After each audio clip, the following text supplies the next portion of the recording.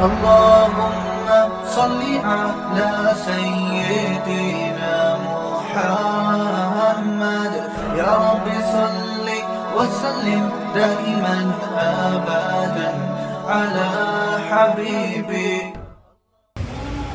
الحمد لله نحمده ونستعينه ونستغفره ونؤمن به ونتوكل عليه ونعوذ بالله من شرور أنفسنا ومن سيئات أعمالنا من يهده الله فلا مضل له ومن يضلل فلا هادي له ونشهد أن لا إله إلا الله وحده لا شريك له ونشهد أن محمدا عبده ورسوله أما بعد فأعوذ بالله من الشيطان الرجيم بسم الله الرحمن الرحيم يا أيها الذين آمنوا قوا أنفسكم وأهليكم نارا صدق الله العظيم وصدق رسوله النبي الكريم. میرے بزرگوں دوستوں، قرآن کریم کی بہت مبارک اور مقدس اور مشہور آیت کریمہ پڑھی گئی. یا ایھا الذین آمنوا قوا انفسکم واہلیکم نارا، اے ایمان والو تم خود بھی جہنم کی آگ سے بچو اور اپنے اہل و عیال کو بھی اس آگ سے بچاؤ جس کا ایندھن آندھی اور پتھر ہے. اللہ تعالیٰ قرآن کریم میں فرما رہے ہیں کہ تم خود بھی جہنم کی آگ سے بچو اور اپنے اہل و عیال کو بھی اس آگ سے بچاؤ. انسان صرف اپنے آپ سے یا اپنے طور پر اللہ کی عبادت کر لے یہ کافی نہیں ہے. اپنے بھی عبادت کرنی ہے اور اپنے اہل و عیال کو بھی اللہ کے راستے میں لانا ہے، ان کو بھی نماز کی دعوت دینی ہے، ان کو بھی بزرگان دین کی اور علماء کی صحبت میں بیٹھانا ہے. قرآن کی ایک سورت ہے سورۃ البروج، اس میں ایک واقعہ موجود ہے. اس میں ایک واقعہ موجود ہے کہ ایک بادشاہ تھا. اگلی امتوں میں اگلے زمانہ میں ایک بادشاہ تھا. وہ بادشاہ ایک جادوگر کو رکھا ہوا تھا اور اس سے کرتبے دکھاتا تھا، لوگوں کو کرتب دکھایا کرتا تھا. وہ بادشاہ جادو دکھایا کرتا تھا. اس جادو دکھانے کی وجہ کر لوگ ان کے بہت معتقد تھے، یعنی ان سے بہت محبت کرتے تھے، ان سے عقیدت رکھتے تھے. اس جادوگر کے جادو دکھانے کی وجہ کر لوگ بادشاہ سے بہت عقیدت رکھتے تھے، اس لیے کہ شاید یہ سارے کام جو زندگی گزارنے کے ہیں یہ بادشاہ کرتا ہے. لوگوں کا ایمان اللہ کی طرف سے ہٹا دینا، اللہ کی طرف سے یقین کو ہٹا دینا. اور بادشاہ نے کیا کیا تھا کہ اس یقین کو اپنے آپ سے جوڑ دیا تھا. بادشاہ نے اس یقین کو اپنے آپ سے جوڑ دیا تھا. جادوگر کو رکھا ہوا تھا، وہ جادو دکھاتا، بادشاہ یہ سمجھتا یا سمجھاتا کہ یہ سارے کام ہم کرتے ہیں. تو جب وہ جادوگر بوڑھا ہونے لگا تو اس نے بادشاہ سے کہا کہ بادشاہ سلامت، میں تو آپ بوڑھا ہو رہا ہوں، میرے عمر کا کوئی ٹھیک نہیں، کب میں چلا جاؤں، تو آپ کسی ایسے نوجوان کا انتخاب کریں جو میرے پاس آئے اور میں اس کو جو فن میں جانتا ہوں میں اس کو سکھا دوں تاکہ آپ کی روزی روٹی چلتی رہے. یہ قرآن میں سورۃ البروج کا یہ واقعہ ہے، اس میں پورا موجود ہے. یہ ساری کی ساری باتیں بخاری اور مسلم کی حدیث ہے. یہ کہیں کسی پیپر میں پڑھی ہوئی یا کسی چھوٹی موٹی کتاب میں پڑھی ہوئی بات نہیں ہے. یہ بات جو ہے کہ بخاری شریف اور مسلم شریف کی ساری روایتیں جو میں آپ کے سامنے سنا رہا ہوں،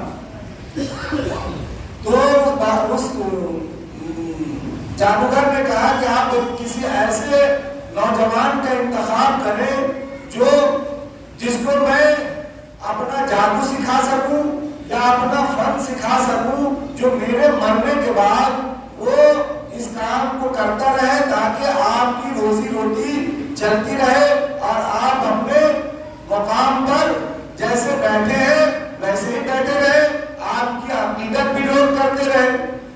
تو بادشاہ نے ایک نوجوان کا انتخاب کیا۔ نوجوان جب گھر سے نکلتا اس جادوگر کے پاس جانے کے لیے تو راستے میں ایک راہب کا گھر پڑتا تھا۔ جب گھر سے نکلتا جادوگر کے پاس جادو سیکھنے جانے کے لیے تو ایک گھر سے نکلنے کے بعد پہلے راہب کا گھر پڑتا۔ راہب کہتے ہیں نیک آدمی کو، بزرگ آدمی کو۔ اس وقت عیسیٰ علیہ السلام کا دین صحیح دین تھا، اس وقت جو دین رائج تھا وہ عیسیٰ علیہ السلام کا دین تھا۔ اللہ کے نبی سے پہلے جو دین تھا وہ عیسیٰ علیہ السلام کا دین تھا۔ تو وہ عیسائی جو پادری ہوتے ہیں یا جو بھی کچھ ہوتے ہیں وہ عیسائی مذہب کو ماننے والے تھے۔ تو وہ جب اپنے گھر سے نکلتا تو پہلے راہب کا گھر پڑتا تو سوچتا تھا کہ پہلے تھوڑی دیر راہب کے پاس بیٹھ جاؤں، اس کے بعد پھر جادوگر کے پاس جاؤں گا۔ راہب کی اچھی باتیں سنتا رہتا تھا، اس لیے وہ راہب کے پاس بیٹھ جاتا۔ راہب کے پاس بیٹھتا، راہب اس کو اپنے جو اللہ اور اللہ کے رسول کی بات بتاتے، اور پھر وہاں سے وہ اٹھتا تو پھر جادوگر کے پاس جاتا۔ پھر جادوگر اپنا جادو جیسے جادو کرنا تھا وہ سکھاتا، اس کو فن سکھاتا۔ پھر جب جادوگر کے پاس سے اٹھتا تو پھر گھر آنے سے پہلے پھر راہب کا گھر پڑتا تو پھر راہب کے پاس بیٹھ جاتا۔ تو اس طریقے سے جاتے ہوئے میں ایک بار راہب کے پاس، پھر آتے ہوئے میں ایک بار راہب کے پاس، تو جادوگر کے پاس آنے جانے میں 2 مرتبہ راہب کے پاس بیٹھتا اور 1 مرتبہ جادوگر کے پاس۔ تو ظاہر ہے کہ جو آدمی جہاں زیادہ بیٹھتا ہے اس کا رنگ اس میں چڑھ جاتا ہے۔ تو اب راہب کا رنگ بجائے جادوگر کا رنگ چڑھنے کے راہب کا رنگ اس نوجوان پہ چڑھنے لگا۔ وہ اللہ اور اللہ کے رسول کی بات کرنے لگا۔ ایک روز کا واقعہ ہے کہ وہ کہیں جا رہا تھا تو دیکھا کہ کافی لوگ جمع ہیں، راستے میں کافی لوگ جمع ہے اور ایک اژدہا سامنے کھڑا ہے۔ کوئی کسی کی ہمت نہیں ہوتی ہے کہ وہ راستہ کو پار کر دے۔ اژدہا پورا آدمی کو نکل جاتا ہے، سب آدمی وہاں پر موجود ہے کہ یہ ہٹے گا تو ہم لوگ راستہ پار کریں گے۔ تو سارے کے سارے لوگ وہاں پر کھڑے ہیں کہ اژدہا ہٹ جائے تو ہم اس پار چلے جائیں۔ وہ لڑکا جب وہ نوجوان جب وہاں پہنچا تو اس نے دیکھا کہ یہ سارے لوگ پریشان ہیں، اس کو بھی اس پار جانا تھا۔ اس نے ایک پتھر اٹھایا اور اللہ سے دعا کی کہ پروردگار عالم، میں بہت کنفیوز ہوں کہ وہ بادشاہ کا دین سچا ہے یا آپ کا دین سچا ہے۔ اگر آپ کا دین سچا ہے تو آپ اس اژدہے کو ہٹا دیجیے۔ اس کے بعد اس نے اس پتھر سے اژدہے کو مارا اور اژدہا ہٹ گیا، راستہ صاف ہو گیا، وہاں سے سب لوگ چلے گئے۔ اب اس کا یقین پورا مکمل ہو گیا کہ اللہ سچا ہے اور اللہ کا اس راہب کا دین سچا ہے جہاں میں 2 بار بیٹھتا تھا، جہاں 2 بار ایک سفر میں 2 بار بیٹھتا تھا، اس راہب کا دین سچا ہے۔ اس نے اعلان کر دیا اور کلمہ پڑھ لیا، ایمان والا ہو گیا اور اللہ کی عبادت کرنے لگا۔ یہ ساری باتیں اس بات کی دلیل ہے کہ آپ اپنے بچوں کو اور آپ خود بھی نیک لوگوں کی صحبت اختیار کریں، نیک لوگوں کے پاس بیٹھا کریں، جب نیک لوگوں کے پاس بیٹھیں گے تو دین پر چلنا آسان ہوگا. ایک بزرگ کا واقعہ ہم بیچ میں آپ کو سناتے ہیں کہ ایک بزرگ تھے, وہ کہیں سے جا رہے تھے, ایک شرابی نالی میں گرا ہوا تھا, شراب میں دھت تھا, نالی میں گرنے کی وجہ کر اس کے لب سے نالی کا پانی لگتا ہوا آتا تھا جاتا تھا. اس بزرگ نے دیکھا تو اسے باہر نکالا, باہر نکال کر اس بزرگ نے ان کا منہ کو دھو دیا. اس شرابی کے منہ کو اس بزرگ نے پانی سے صاف کر دیا. صاف کرنے کے بعد وہاں سے چلے گئے.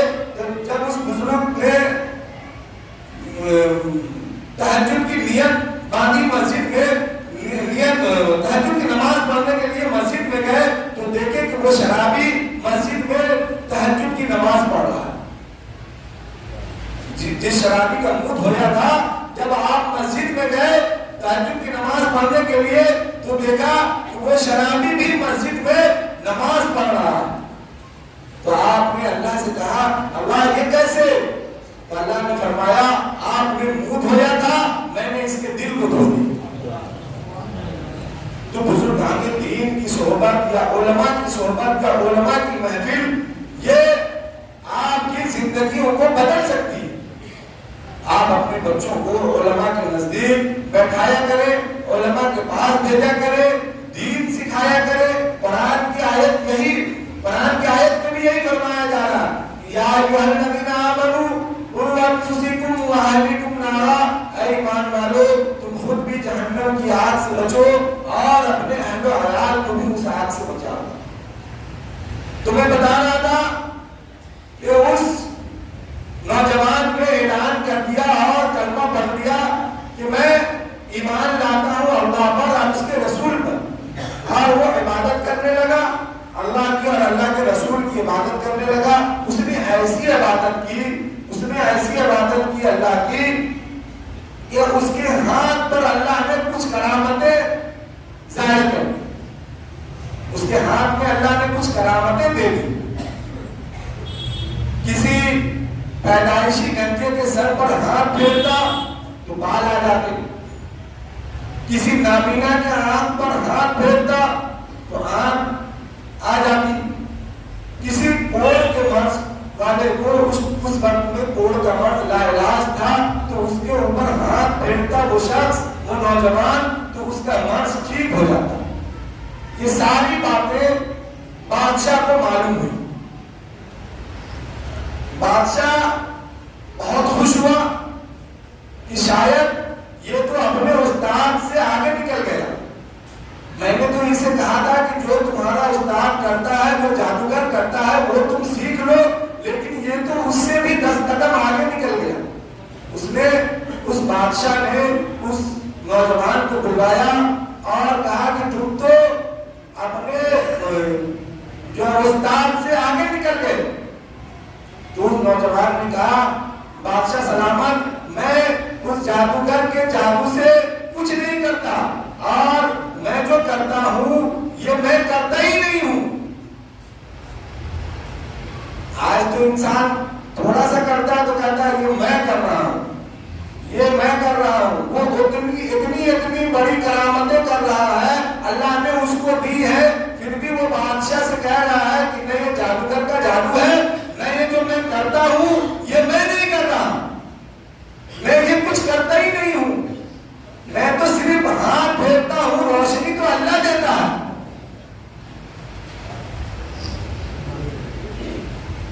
میں کچھ نہیں کرتا, اور ہم کہتے ہیں کہ میں نے سب کچھ کیا, اللہ نے کچھ نہیں کیا. اور وہ راہب کے پاس جو بیٹھتا تھا نوجوان, وہ کہتا ہے کہ میں کچھ کرتا نہیں ہوں, جو کرتا ہے اللہ کرتا ہے. بادشاہ کو بڑا حیرت ہوا کہ میں نے تو اسے جادوگر کے ساتھ چھوڑا تھا, یہ کس اللہ کی باتیں کرنے لگا اور کہاں کہاں کی باتیں کرنے لگا. انشاءاللہ اگلے جمعہ میں پھر آپ اس کے آگے بات آئے گی, وقت کی پابندی رہتی ہے. یہ واقعہ کافی تھوڑا اور بڑا ہے, انشاءاللہ جو واقعہ بچا ہوا ہے وہ میں اگلے جمعہ میں بیان کروں گا. یہ جو تھوڑی سی بات تھی میں نے آپ کے سامنے بیان کی, ومالی نے کربلا. اللهم صل على سيدنا محمد صل وسلم دائما أبدا على حبيبي